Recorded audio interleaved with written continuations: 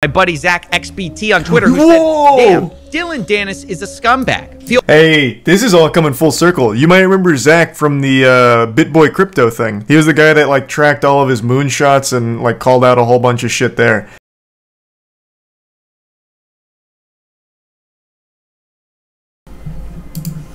I'm scamming a scammer today, but I won't know if my plan works until the end of this video, because as I'm recording it, my plan hasn't really come together yet. So we'll find out what happens, but win or lose, the point of this video is to tackle one of my biggest pet peeves, which is scammers Dillon Danis, calling out other just scammers in general, to make themselves look good. I guess the logic is, oh, I can't scam you, I call out scams. And what kills me is that it actually works. People fall for this all the time, and it drives me crazy. So today, I want to flip. I highly doubt. Do they actually? I highly doubt it. I haven't really seen anything like that. For example, like the one he pulled up there with Do Kwon. He immediately got grilled. Like almost instantly. But maybe on like a case-by-case basis, maybe they do, and I just haven't noticed. Yeah, they definitely do, bro. Just look at Logan Paul. What do you mean, bro? Look at Logan Paul. He got absolutely fucking steamed for like a week, and then he did something cool in the WWE, and everyone unanimously forgave him and forgot all about the scam. But they weren't like, oh, Logan, he would never scam because he calls out scammers. It was, he would never scam because I don't care to look into it, or, yep, he fucking scammed because I looked into it. But that guy was getting absolutely fucking grilled. There's a resub Ghoul, Crosby, Sakito, Jammin, Stupidity in the Prime, Tint and Tier 1 Zig, and the resub Garlic. War on Rugs. That's one I've talked about a lot, but I don't know if that's necessary. Yeah, I guess that's a good example. War on Rugs was a Twitter account dedicated to pulling out rug pulls in the crypto community, and they also launched their own crypto coin, their own little shit coin, and then they eventually rugged it and then left a little departing villain message saying you guys should really stop blindly believing everything in the crypto space and like investing in shit like this. So, I guess that is a good example where people just trusted them because they call out scams and then fell for their own scam. That's genius. Yeah, I mean, it worked super well. They made like 3 mil, I think. Something like that. Thanks, resub Luck and Bobby. Script on one of these people, an attempt to have a scammer call themselves out. It's like Inception, but for con men. We could call it Conception. Dillon Danis is an MMA fighter famous for 2 things: cage fighting and not fighting KSI. True. But on December 23rd, he decided to be famous. Also, apparently, I didn't know this until recently. He's not even famous for actually fighting. He's famous for just being a guy that, like, kind of rides Conor McGregor's dick. What's his actual fighting record? Let me see. Because I said the same thing. I'm like, yeah, he actually fights. But his actual MMA record is 2-0. He has fought 2 times, once in 2018 and once in 2019. Look at this shit. So he's not really a fighter. he's fought twice. Like, his whole claim to fame is, yeah, I'm a fucking stupid asshole. And that's it. And he won't even fight a YouTuber.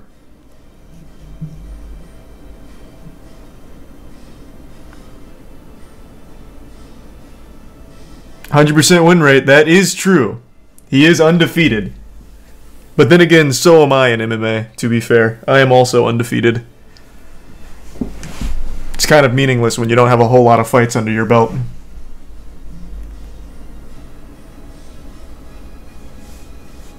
Thanks to the Prime, Darth.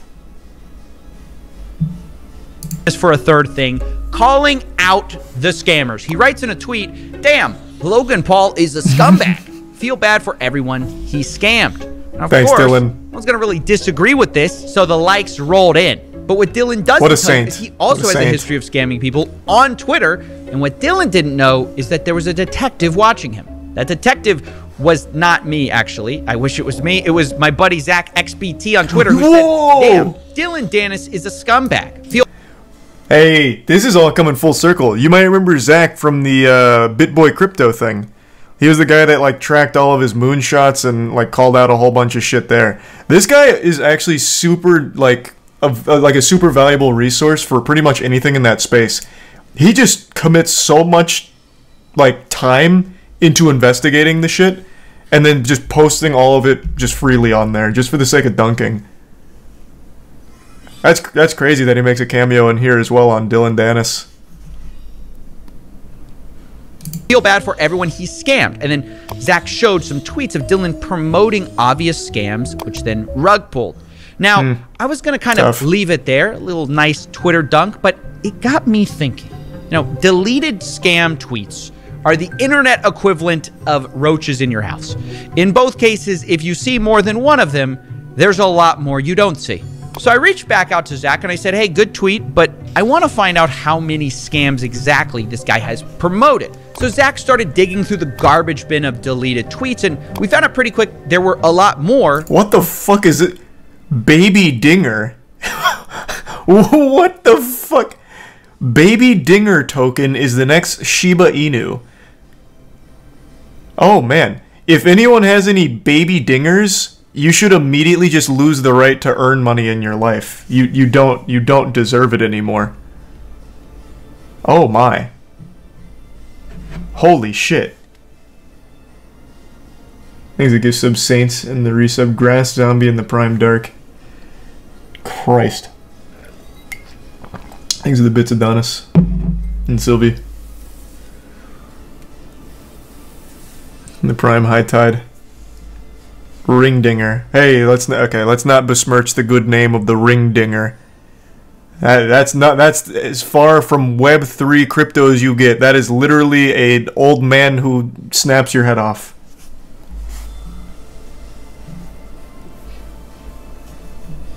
But I realized it was going to take Zach some time to get the results we needed. So we're going to go back to him at the end of this video. But right now, I had a bigger problem, which is that to show this full scheme, I needed not only the number of scam tweets, I also needed to know how much he got paid for all this stuff, for these scams he promoted. So even after looking through the blockchain, I couldn't find anything. So I needed a social engineering approach to figure out how much he got paid. I wanted to trick Dillon into giving me the amount. The rough idea was to approach Dillon and say, hey, I created this dumb NFT project that's completely fake. How much would it cost for you to promote it? He gives me an answer and I have my price. But of course, I realized he actually knows who I am because he's tweeting about my Crypto Zeus series. So I can't contact him directly about this. I needed kind of someone who could reach out on my behalf who looked like he would be serious about selling you an NFT collection. And that's when I thought of my buddy Oompaville. Yes. He's a guy who's actually really sweet in real life. I did know Oompaville played a big role in this here. So that is exciting. Very smart. CoffeeZilla recognized that Dillon would certainly say no, knowing for sure that it's a honeypot if it was CoffeeZilla that reached out. So he used Oompaville, whom, I mean, that looks like a well-adjusted man to me. Like, that's a trustworthy face right there. So he used him as the proxy. That's genius. But his particular profile on Twitter says NFT salesman 100%. So I contacted him to contact Dillon on my behalf. And I told him to say, hi Dillon, I'm launching a crypto NFT platform called sour.gg and was wondering what your rate is for an Instagram story post or Twitter post for promotion. We can provide all the marketing copy. Please let me know as we're trying to launch relatively soon. Now, I guess as we wait for him to respond, let me explain that sour.gg, that website is not a real crypto NFT platform. Nothing in this video is a crypto or real NFT, so you cannot buy crypto. I want to be super clear as we talk about this. Not only that, the actual website we sent him to is just a landing page for one of Oompa's candy businesses, but it kind of looks a little NFT-like. There's like this little purple monkey thing in the corner. His candy slaps too, by the way. I thought it would fool Dillon, and I was actually right. Because Dillon immediately responds with, want to do a tweet. And then I love this next part. What is it?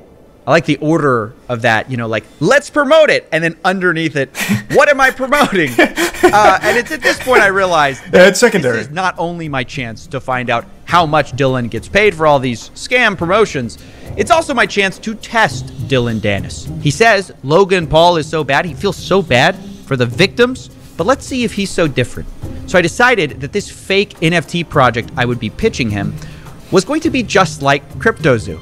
In fact, to do this, I basically copied almost word for word CryptoZoo's white paper, saying the following. Baby. Sour.gg may appear to solely function as an NFT collection, but it's much, much more.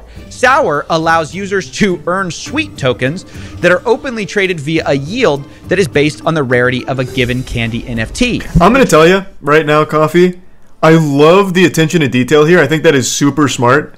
I'm not convinced Dillon Danis can read. I think he might be illiterate. So he just saw words on the page and he's like, man, this is legit. All these words, they have meaning, I have no doubt. I'm in. I'm confident he had no fucking clue what anything in that white paper said. But I appreciate you went the extra mile and set it up that way for it. Just in case you didn't think it was obvious enough, I decided to leave Dillon one last hint. I signed off with a nonsense statement saying, quote, "Come obtain fun friends, enter exciting zones, indescribably lush. Look out, adventurer." Now this is a sentence which means nothing unless you lay it out by the first letter of every word. And then it spells CoffeeZilla. Oh! So, don't say I didn't warn him. And obviously, that's way too smart for Dillon. Dillon Danis surely wouldn't promote a CryptoZoo project, right? Because he's, he feels too bad for the victims. He wouldn't promote something nearly identical. Andrea and Zeke. He said, "Sounds dope." And then ETH? Question mark? And at this point, I'm just a little surprised by how easy this all is. Zero due diligence is I'm not surprised at all. Here. We have created the weakest facade possible for an NFT scam, and he's just immediately on board. Of course, for a price. I mean, that is the one thing he actually did care about, which might not surprise you. And it's the one thing he actually pushed back on, because I told him I wanted to pay him $1,000, and he said, that's pretty low for me. So we negotiated and landed on a payment rate of $5,000 for a 24-hour post about our NFT project, which does not exist. After we settled on that, he sent me payment information. I am shocked he can even get $5K for a tweet. His Twitter isn't exactly what you'd call booming. The only time he gets engagement is when people are laughing at him. Like here, let me go to his Twitter real quick. Let's see, what's his most recent tweet? Because he deleted this one, I remember that.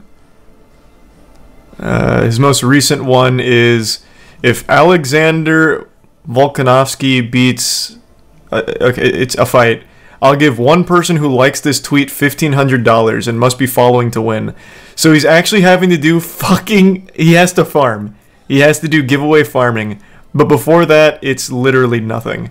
And he got 8K likes on the farm. So even by those standards, that's pretty low. So I'm shocked that he's actually asking 5K. Though I doubt many people are actually giving it to him.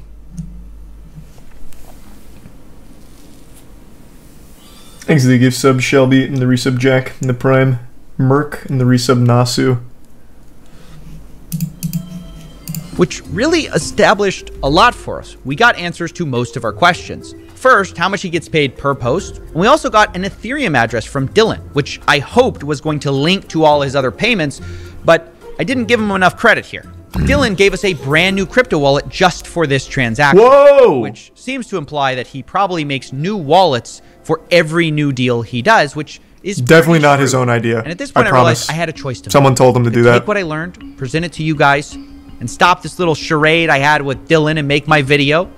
And Dillon would just keep doing this because his fans wouldn't know. Wait, what was that last one? Was that Face Riders? What the fuck? Did I read that correctly? Right before Baby Dinger. And Dillon would just keep doing this. Oh, I'm writing with Faceless. Gotcha. I thought that said Face Riders. I was like, damn, another fucking wild one. Because his fans wouldn't know. Or I could try to teach him and his fans a lesson in a bit of a different way, which is actually pay Dillon to post a link to our fake NFT project. But the twist would be, as soon as he posts that link, it will become a website dedicated to every scam tweet Dillon Danis has ever done. And remember that this website would be linked by Dillon Danis himself to all of his fans, directly showing them proof that he's scammed them multiple times. And we'll figure out how many times again in just a second, but I first want to say, I thought about this a while because this plan has its own risks. I mean, the number one risk is that Dillon just doesn't post and steals my money. And then the number two risk is, well, what if he finds out we duped him and then immediately deletes everything? We don't get our money's worth. So to remedy that, because I really wanted to do this plan, was to structure the payment so that I paid him $1,000 up front, but didn't pay him the rest until he kept the tweet for certain periods of time. And to my surprise, he agreed to the terms. And that's smart. That's super smart. Yeah, so space it out so that way you can get the most juice for the squeeze here off the tweet staying live. I can also promise you, Dillon Danis has no idea what any of these words he's using here mean. He's used too much punctuation. There's 2 periods in there. That's far more than his reading level permits. He's got percentage sign in there, some underlines, parentheses. Dillon Danis tapped out once he saw payment structure. He's like, all right, payment. I know that one. Okay, whatever else. And so this is where I'm going to leave things with him. At this point, I have a lot of things to do before Friday, which is the day I told him this whole fake thing is launching. So I'm going to go do that and go get prepared for Friday. I will see you guys then.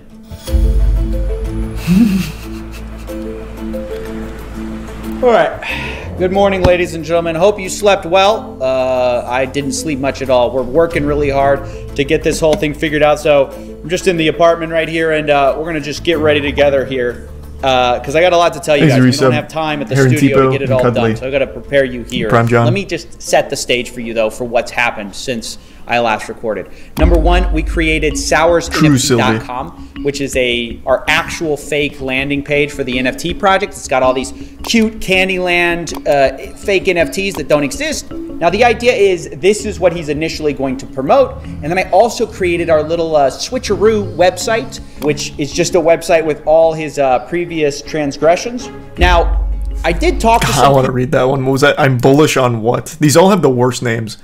I'm bullish on Rock Smart Chain, Rocket Raccoon, Hype.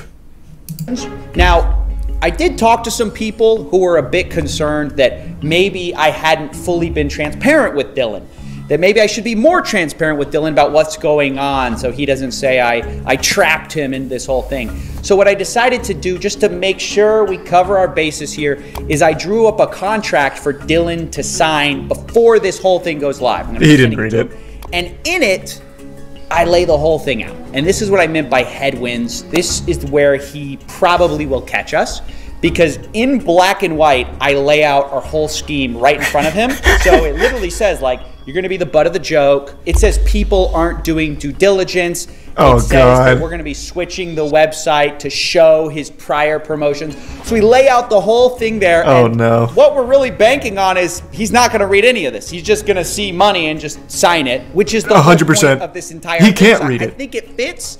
Hopefully we don't end up sabotaging our own project by double checking, covering our bases here. But either way, that's what's going on. Also, ZachXBT finished finding all the scams of this guy. So we're going to go back to the studio and check those out.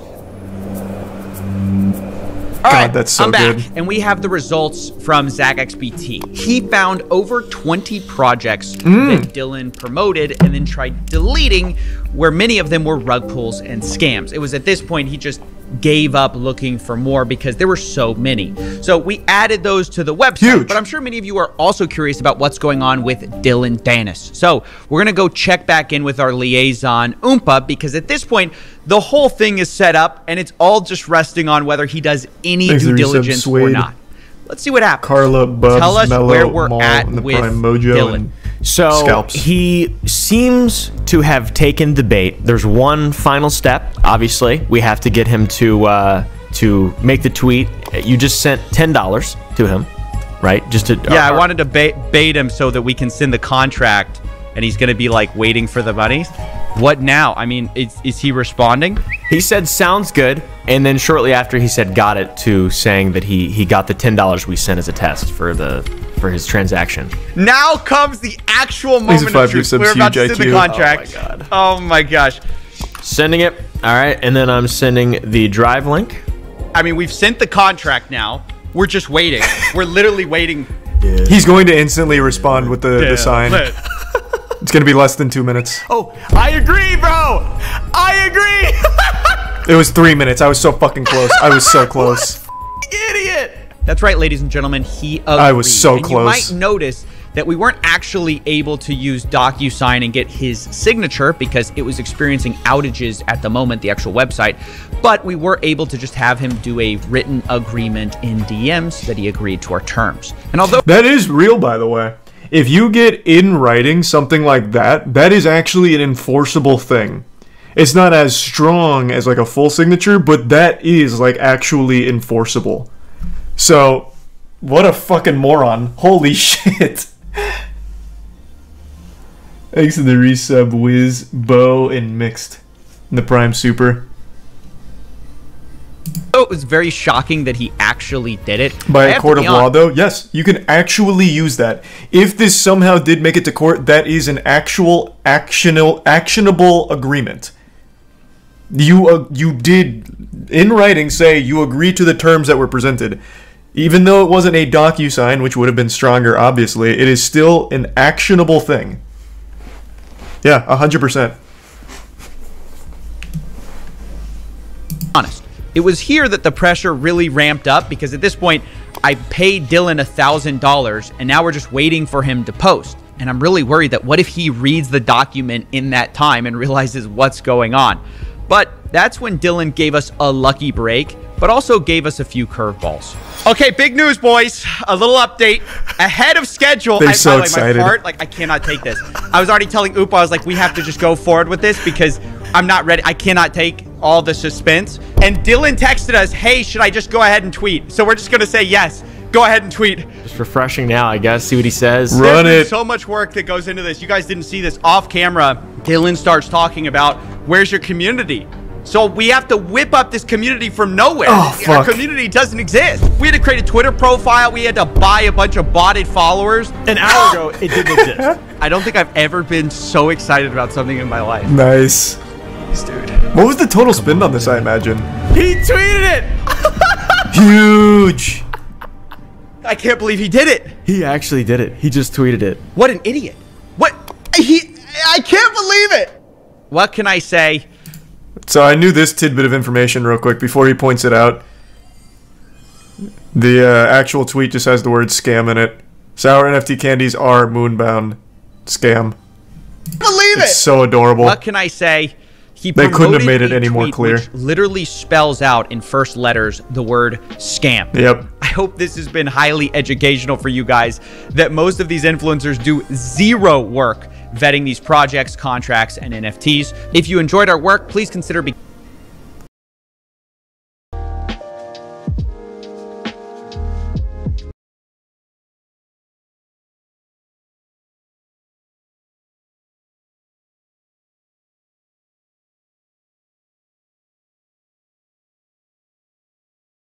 are just as CTE riddled as Dillon Danis to think that what CoffeeZilla did is anything even remotely associated with entrapment. It's not even close. CoffeeZilla did everything possible to let Dillon know what was going on. He even put in the fucking contract he agreed to that it is literally him just being a joke. It's not real. He laid out everything and he still agreed to it. That couldn't be further from entrapment.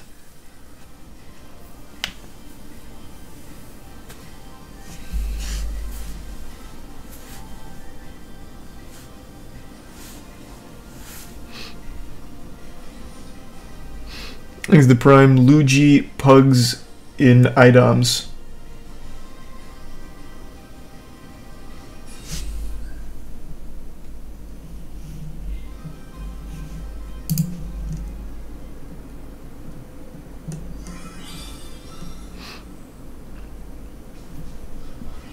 Is the website still up? No, I think they took all of that down after he posted the tweet.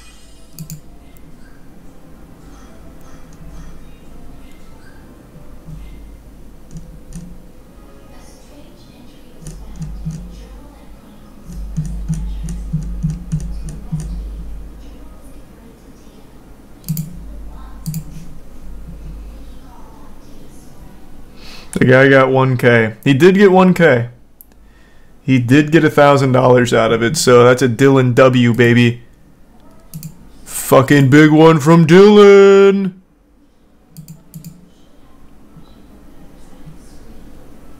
Thanks a good sub, Bamboozlin. But also lost rep. He had none to begin with. I legitimately don't think Dillon Danis has a single fan.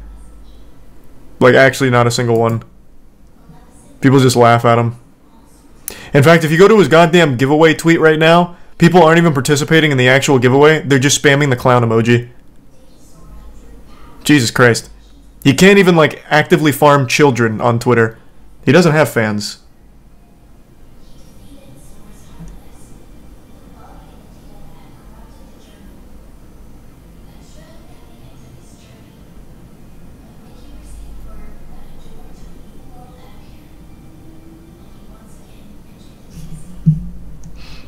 Did you see Lily Pichu and Toast react to what's inside your fridge? Oh, is that what you're talking about?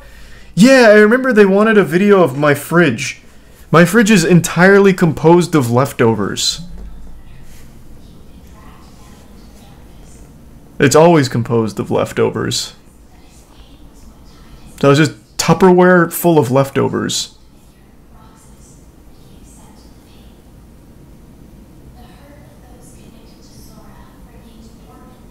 I didn't know that already went up. I was wondering what Chatter was talking about yesterday.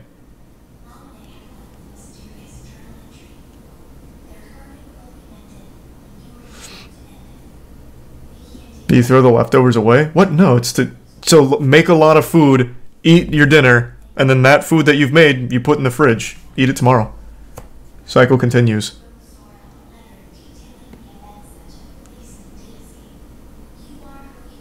So like I have like 2 Tupperware things of some like spaghetti from a few nights back. But it all stays just within like a 5-day period. So it never like gets rotten or spoiled or anything. He's a tier 1 jumbo and the tier 1 schooled.